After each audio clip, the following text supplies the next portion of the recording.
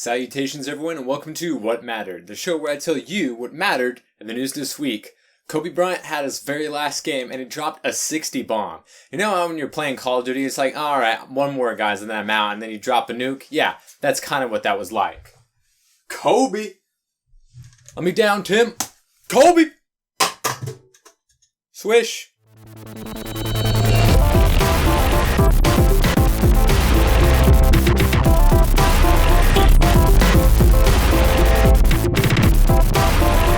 So now it's hockey playoffs time. Aw man, this is Datsuk's like last year too. Fuck. Go Kopitar! The latest Gears of War 4 trailer took a page out of the landmark trailer Mad World from the first Gears of War trailer. That was 10 years ago now. This one featuring a cover of Simon & Garfunkel's Sound of Silence by Disturbed, and it was very, very good. Gears of War, some of the best trailers in video game history, and this one was yet another chapter in that long storied book that spanned 10 years at this point. So we get to play as JD. Gee, I wonder what the D stands for. Dominic, obviously. Jesus, guys. We got to see our boy Marcus and, JD as a kid, him carving initials into that tree, and then he starts fighting all this shit that's going down on this crazy night in the same setting. So very much looking forward to that. The beta starts on the 18th because there's not enough betas out right now. We got the Battleborn beta, the Doom beta, the Gears beta is going to come out, and then the Overwatch beta. It's just so many betas. We have way too many superhero movie things to talk about this week, but we're going to do them all anyway. The Batfleck solo film has been officially confirmed by Warner Brothers, supposedly taking up one of those two slots that I mentioned just recently. No word on which year that's going to fall into, but Ben Affleck will be directing, supposedly having some writing to do with it, as well as acting, of course, as Batman. One of the things that most people said that they liked about the Batman Superman movie was Ben Affleck's portrayal of the character. And I'm definitely excited to get to see a superhero film, a Batman film with that, directed by Ben Affleck, written by Ben Affleck. I mean, yeah. We have absolutely no idea where in the timeline, or how this, fits in with the whole Justice League storyline, if at all, or what the villain's gonna be. This is all that we know, and it's all we're gonna know for quite a while. And great news, The Killing Joke got an R rating by the ratings board, which is such a good sign of things to come. For those who don't know, Killing Joke, the most iconic, probably Batman storyline ever, and we got Kevin Conroy and Mark Hamill reprising their long, amazing roles as the Batman and the Joker, and it's got a rated R rating. That's we know they were shooting for, and that's what all the fans were hoping for, because to do this storyline, it's justice, shit's gonna go down, and indeed, shit is gonna go down, making its premiere at San Diego Comic-Con. So I'm hoping I'm going to be one of the first people to see it, because I am very, very excited for it. The solo Spider-Man reboot movie has an official title, SpiderMan Homecoming. Little on the nose, don't you think? I guess they didn't feel comfortable with calling it Spider-Man. We got him back! Alright, so it's called Spider-Man Homecoming. I don't know, it has something to do with high school homecoming, because he is a kid in high school, and they're doing the whole, early 2000, late 90s trope as, oh man, he's gotta be a superhero, but still get his algebra homework done. That's kind of dumb, but we knew that they were going for the youngest Peter Parker possible, and that he will be in high school, but we already know that the character is established in Civil War, so at least hopefully we don't get an origin story, which would be a breath of fresh air, I know, for a lot of people, especially since, A, we all know the origin story, and 2, Uncle Ben is sick of fucking dying. We also got to see the first trailer for Benedict Cumberbatch's Doctor Strange portrayal.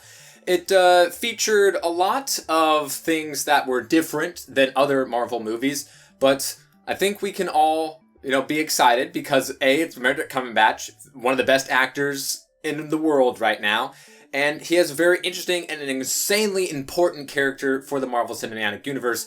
If for nothing else, then he is one of the most powerful people, either on the good or the bad side. This dude has a huge impact in the Marvel Universe, so how they push him into the other characters' possible storylines is yet to be known.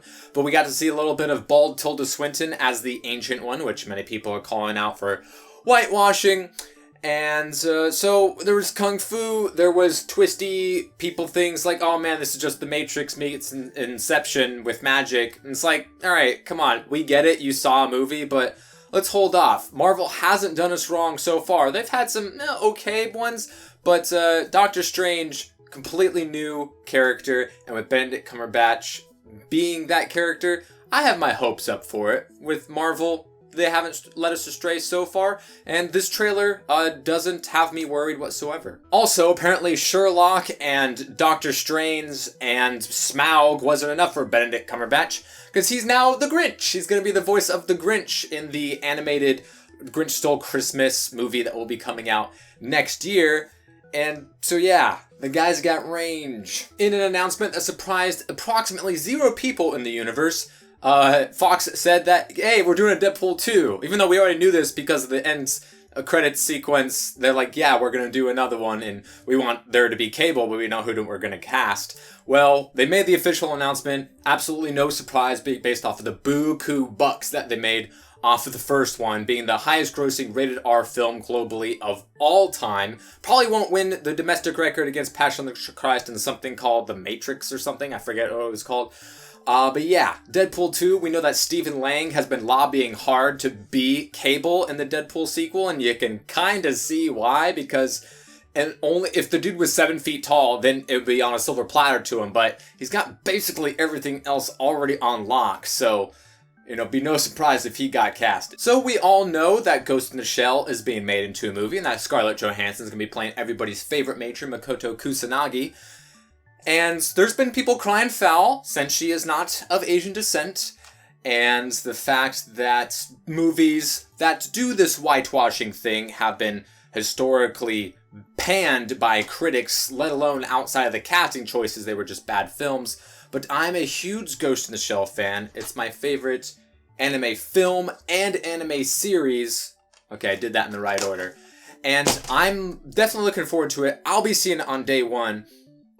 As far as the casting goes, this is something we've known for a while, so I don't know why it's getting sparked back up. I mean, we did get this new screenshot, so maybe that's why. Also, people hate it when Scarlett Johansson wear wigs for whatever reason, because they think they never will look right on her, but, you know, whatever. You're going to have to deal with it.